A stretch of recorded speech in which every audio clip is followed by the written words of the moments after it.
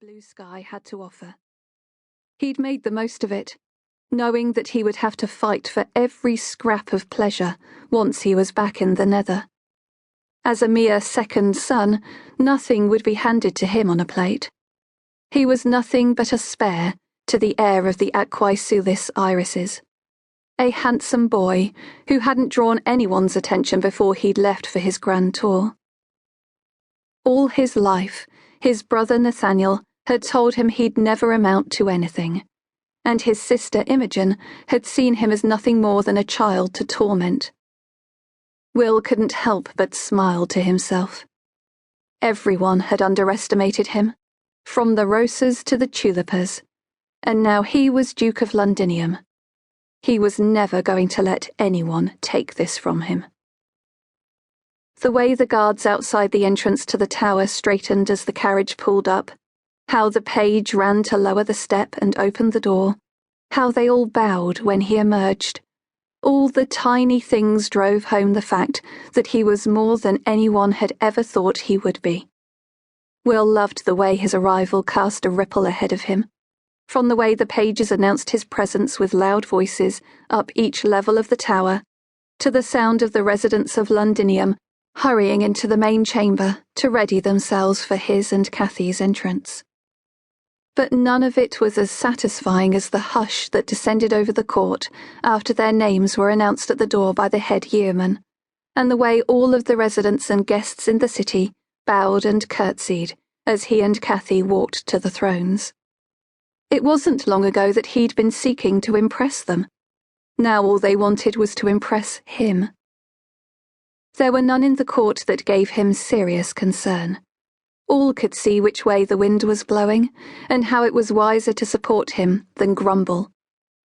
Besides, no one else was even close to being strong enough to take the throne from him, aside from the Viola, perhaps. Bertrand Persificola Viola, free of the social disaster of an older brother now that Freddie was dead, was proving to be every bit the ally he had hoped for. Will had worked hard to keep Bertrand happy, and to reassure him that the Duchess had no plans to undermine his authority over his wife, or any other man's over theirs. It was clear that Bertrand was unimpressed by her, though. One comment from a new Duchess in unusual circumstances could be overlooked, but a second would be seen as a sign of a husband too weak to control her.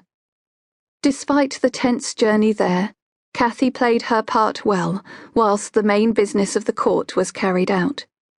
Announcements given by Will and his Marquis, Tom Roeus Papaver, were met with quiet approval. He and Tom had spent that afternoon making sure that only the most innocuous matters would be discussed that evening. Tom had counselled him not to let Cathy speak at the court, but admitted how hard that would be to enforce, without the use of offensive charms. "Strange that she be so keen to talk now she's Duchess," he'd said in Will's study. "In the past, you could barely get her to string a sentence together in front of other people." "Life in Mundanus changed her," Will had said. Tom paused at the door then, his eyes shadowed by a frown. "It seemed so." Will felt sorry for Tom. When he should have been travelling the world, tasting the delights of Mundanus before establishing his own family, Tom had been desperately hunting for his runaway sister.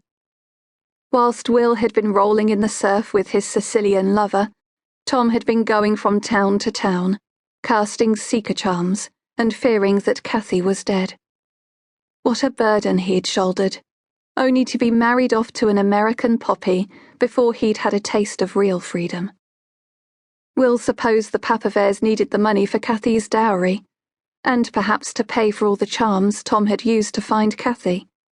And as Tom's hunt had aged him just enough for marriage, it was deemed unnecessary to give him a grand tour.